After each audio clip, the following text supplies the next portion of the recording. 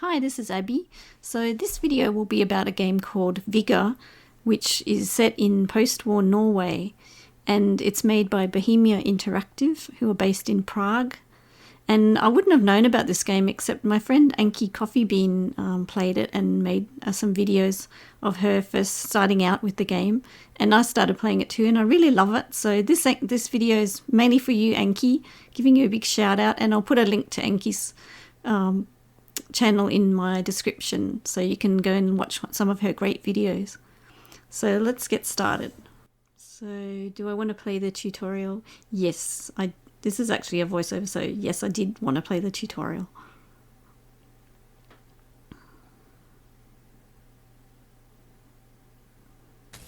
So this is just the start of the game.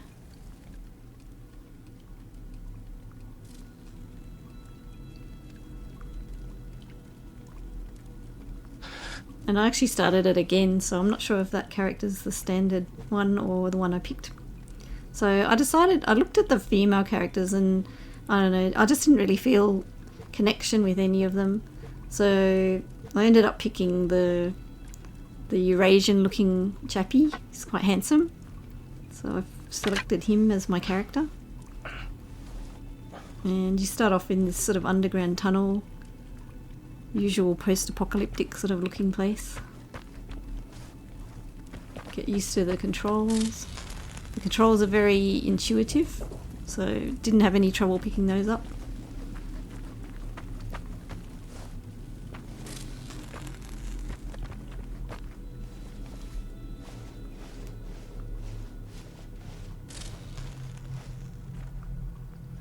So we emerge out of the tunnel into the Norwegian environment, and abandoned cars. Oh, we can hear some rapid gunfire there. So we've got a Volvo. It's a 1980s model. So I'm not sure when this war's actually set, but I mean, obviously, it could be just somebody's older vehicle, I guess. So yeah, I was sort of looking to see if there's anything worthwhile picking up, but I think because this is the tutorial, there's not really anything of interest. Stopping to admire the beautiful view of the mountains. It's made with the Unreal Engine, this game, so it's very gorgeous looking. Checking out the camper or caravan.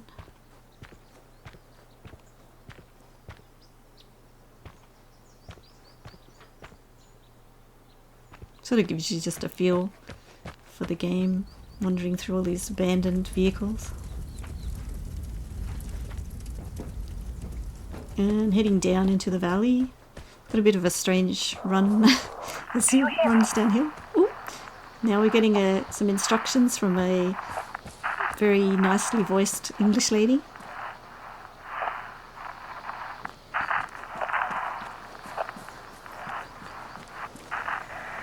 And we found a two-way radio by the look of it. Outlander, a radioactive dust storm is incoming. Follow my instructions, and I will guide you to a safe location. Sounds good. So it feels a bit exposed on this bridge, but I guess because it's a tutorial, not too much to worry about. Check your map. There is a camp nearby. Look for it. Okay, yes sir. Or rather, yes ma'am. Look at that lovely waterfall. And the map, of course.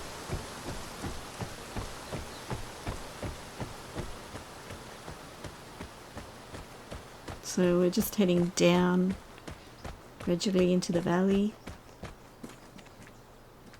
Oop, kind of messed up the controls a little bit there, but all is well. Search the camp. There should be a weapon. There should be, because it's a tutorial, I would think. So I checked in the shelter. Thought it would be in this box, but no. I'd actually forgotten where it was from Anki's video. And it's in the crate.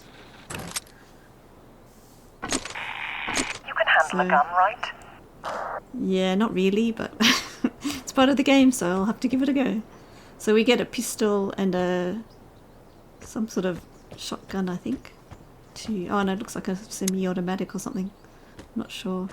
Anyway, I think I'm going to cut it here because this is really boring, and I hadn't actually loaded any ammunition into the gun. It took ages for me to work that out for some reason. so I'll skip the next bit. According to my map, next to the lake is a hut. Go check it for loot. That sounds good. Oh, I found some berries. Better get those. Can't walk past a bush with berries on it. Sometimes supplies are sent by air. A plane might be heading your way soon. Keep an eye out. Stopping to check the view again.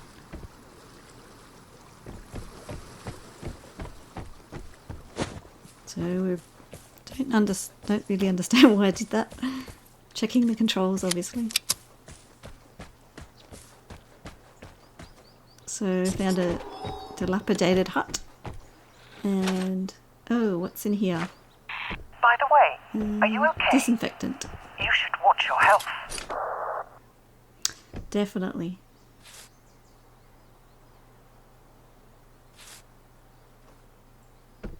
I think I must have swapped weapons there at some point, but no matter.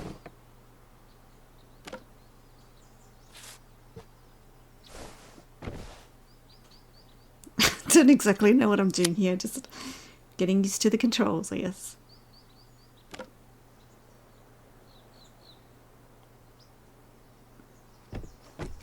Okay, let's head out of the hut. Oh, there's nothing else there. What's in here? Some nails. Okay.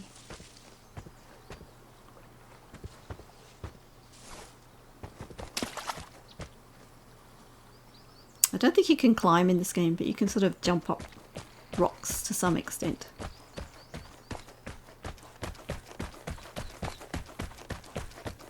Trying to get out of the exposed area. Yes, the airdrop is heading your way. Check the map for the drop zone. Go and grab it. Okay.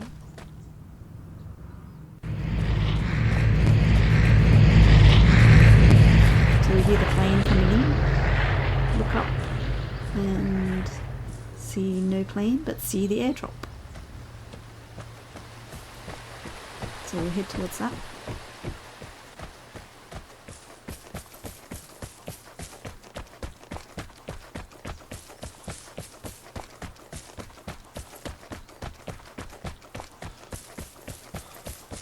You can run quite fast in this, but you run out of stamina reasonably quickly, unfortunately. Airdrops contain the most valuable loot. Other Outlanders will also want their precious contents, so watch your back and always be prepared for a fight. Oh, got some good stuff there, I suppose. Great. I see you have the airdrop. So can others. You need to escape.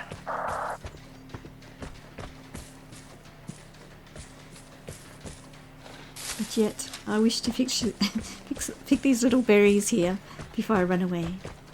I just can't walk past a bush with berries on it. Thank you to the Witcher for that. There is shelter down by the ford. Cross the bridge and you will be almost there. But still, I wanted to check out this watchtower. I have no idea why.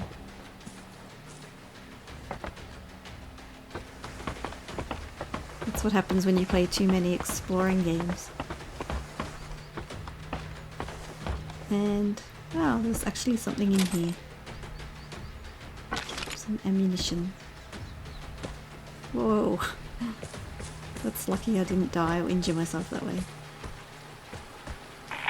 Okay, another exposed beach. Radiation is coming. Hurry. Oh, radiation's coming. Let's get out of here.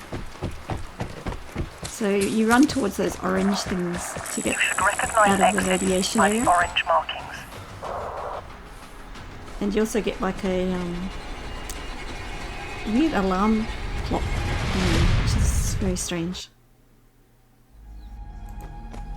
So after a moment, we're loaded into the area near the safe house, which will be our base in the game, and you're safe there from other players. I just cut a bit of that out there because I was sort of wandering around aimlessly, looking around. And we've got our own shooting range, firing range, where we can test out different weapons, practice with them. And there's challenges if you feel like doing those.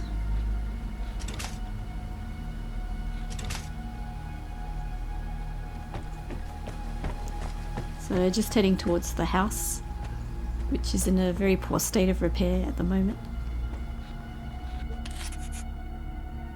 Checking the leaderboard and my progress, which is of course 0 at the moment.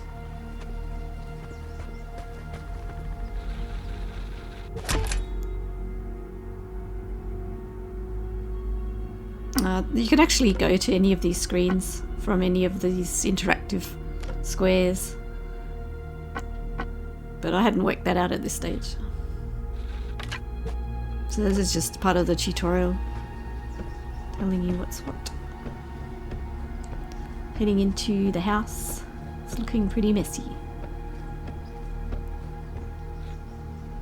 There's a record player, and you can actually supposedly find records when you're going around looting the houses. Got a Rubik's Cube mini game.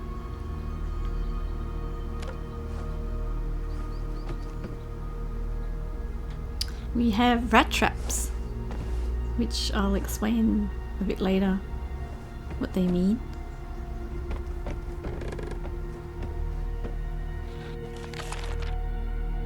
This is accessing the catalogue if you want to buy things from the store.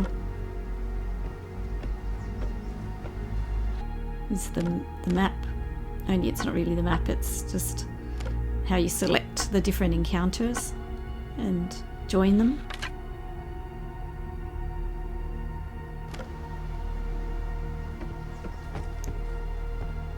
Heading upstairs. More rat traps. There's quite a few of them. And this is the different sorts of crates you can get. So I got 2 from that first airdrop from the tutorial. And these mementos are the things you're supposed to have to find. I haven't found a single one yet, unfortunately. I've been looking.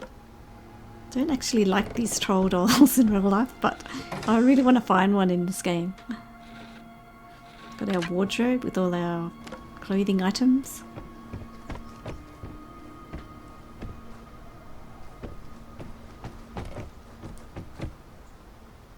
So heading, where are we heading? We're going outside to the deck veranda thing.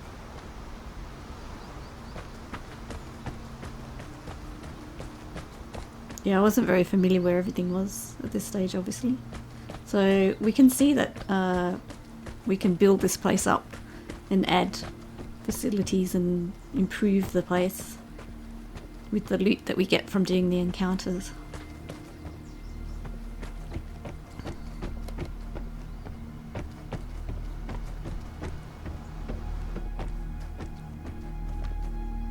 Just kind of wandering around aimlessly at the moment. Okay, so in the basement there's a few different desks, I suppose you'd call them, workbenches.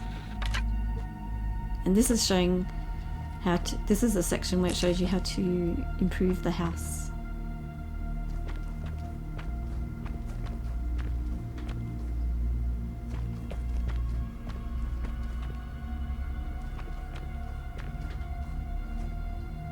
So a lot of work to be done, obviously.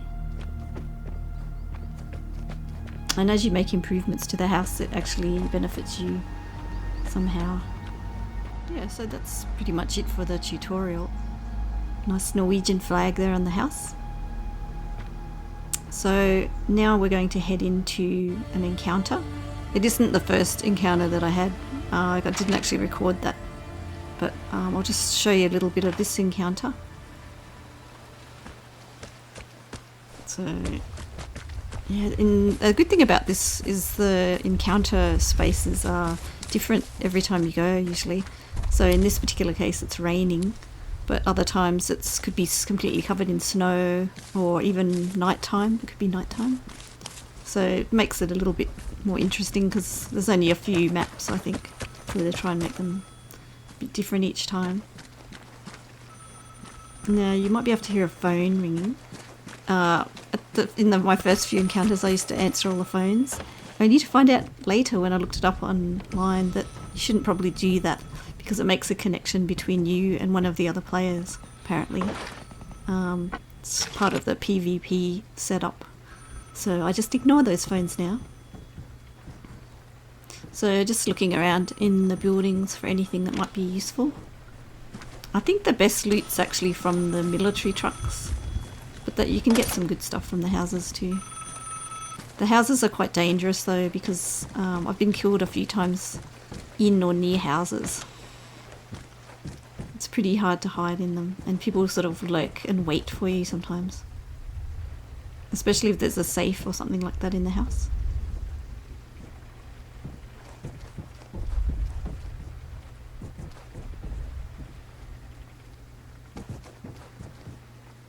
Yeah, so yeah, just go through houses methodically anyway, and be careful, that's all you can do.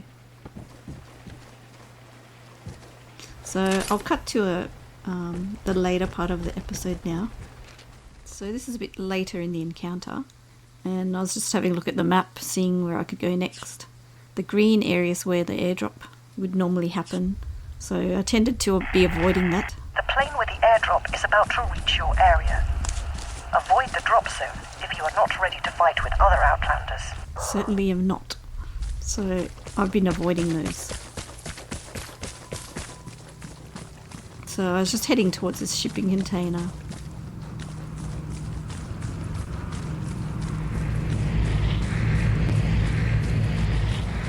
So there's some locks you can unlock to get loot, but obviously you're there for a bit longer, so it exposes you a little bit.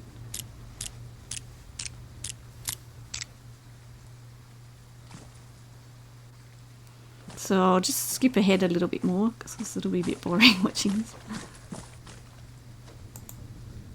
Now in this encounter, for some reason I got curious and I wanted to see what the airdrop sort of situation was. So I decided to head towards it and to see what happened.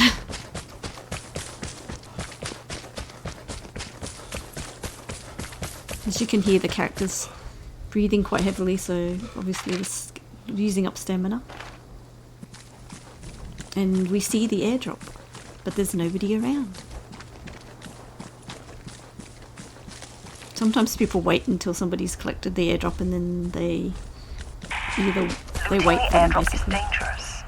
Stealth and speed can be the key to success. Ah, so helpful. Snatching and leaving with the airdrop is not easy.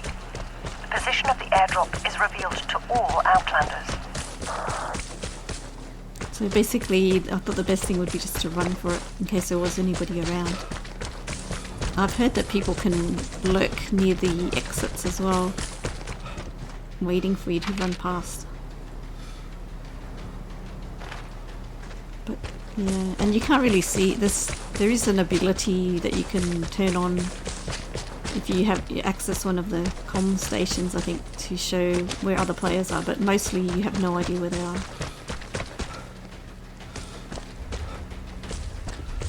So it still was going okay. Expecting any moment to get shot.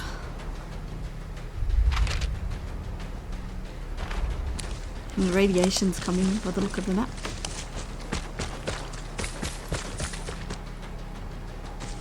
Still can't see anybody, no other players. There's the orange thing, so we head up here. And we've made it safely to the exit area without getting shot, which is a very big surprise. You can hear the radiation, like Geiger counter clicking there.